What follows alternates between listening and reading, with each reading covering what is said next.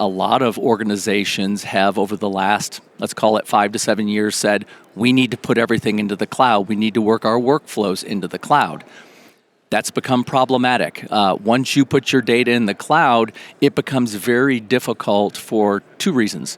Either one, you get a performance hit on that. It's difficult to continue to have highly performant workflows running in the cloud.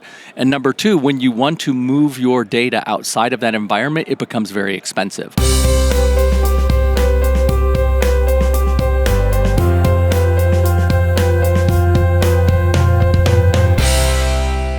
OpenDrives historically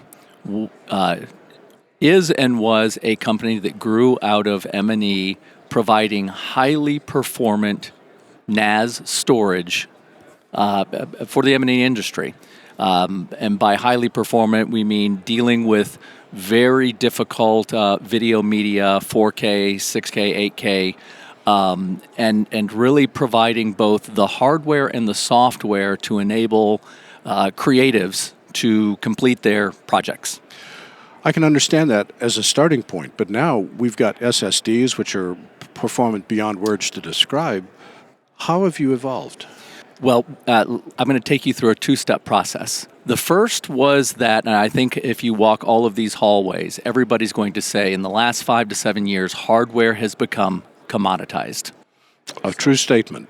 And while we were designing hardware, the real value that we were adding as an enterprise storage provider was with our software, the file system that operated all of this very complicated hardware. You have to have a different file system? We can't use like a Windows file system or Mac file system on your gear?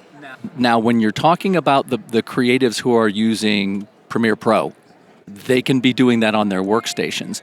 But to operate all of the disks or all of the flash drives, you will have an operating system that is orchestrating all of that.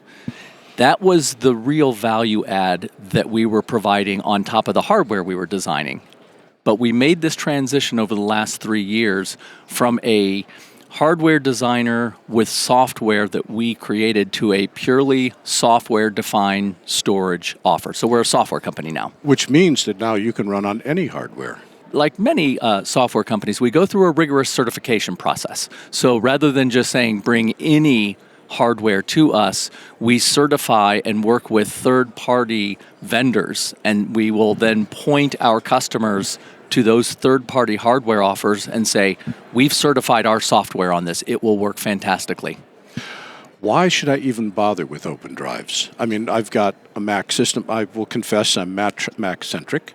I've got a Mac system. I've got an SSD. I'm able to edit on Premiere or Resolve or Final Cut or Avid. Give me a reason to look at OpenDrives. Yeah, so one of two reasons. Either your workflow requires very highly performant resources. For example? Maybe you're working with 8K video and you have an entire team and they're all collaborating on the same project at the same time.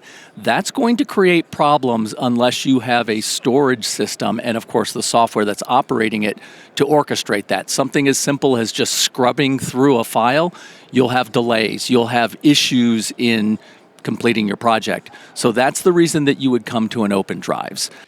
But you're missing a word that I didn't hear before. You're providing not just performant, in other words, high-speed storage, but it's shared high-speed storage. And that is a key difference between a SSD that's attached to somebody's local system. That is exactly it. And that's really, when you look at NAS, that's really the value of NAS, is that now you can have the shared storage for a work group, a larger group, for collaborative processing of media. One of the challenges as you're making this transition out of hardware into software, the media industry is going through a retrenchment, I think is a polite way to say it. Right. Where are you seeing signs of growth? What markets are adopting you? We work all across the spectrum. We work with broadcast, we work with post, and we work with even smaller shops. And we have found that most of the media organizations across those are still requiring refreshes on their hardware, and obviously with the hardware comes the software.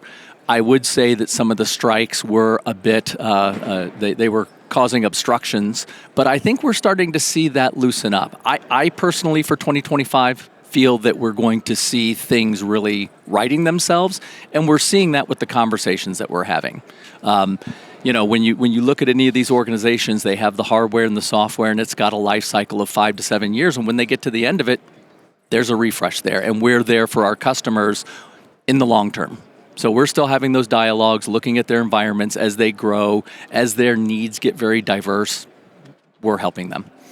There's a lot of different trends going on in our industry. Everybody wants everything to be faster. They all want it to have AI, whatever that means. What trends are you watching that you think are significant to your part of the industry? So several things there. Yes, AI is very much on our radar, and there are two aspects to AI. There's the AI that the production companies are using within their workflows.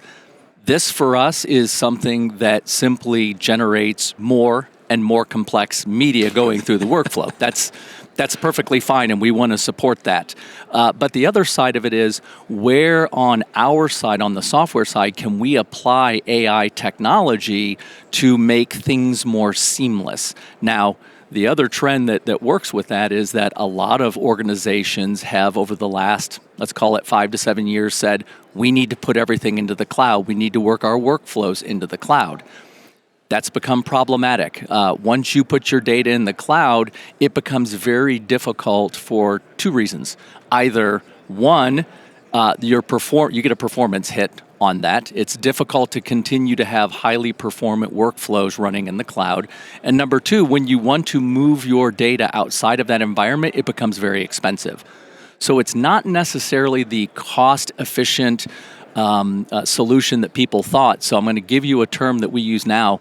We see a lot of organizations talking about data repatriation. Okay, my data is in the cloud. We're running our workflows there.